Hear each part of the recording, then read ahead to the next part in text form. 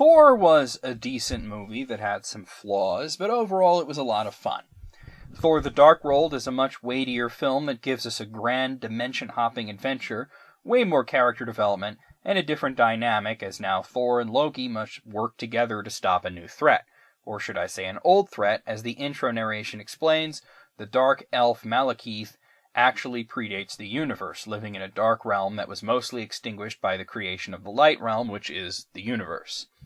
I couldn't help but be reminded of the Green Lantern movie, which came out the same year as the first Thor.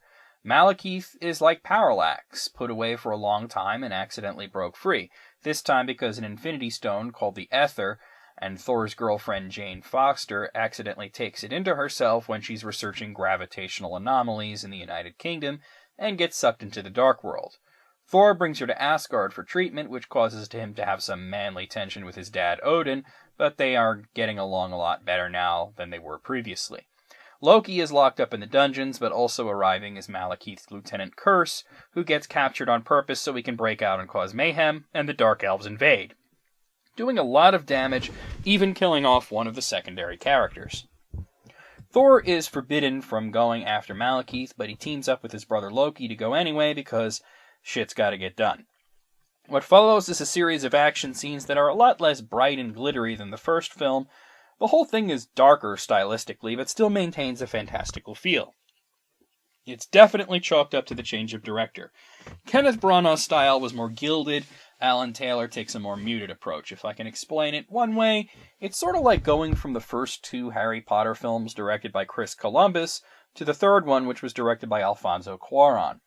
I like The Dark World more than the first Thor, though it has some minor flaws.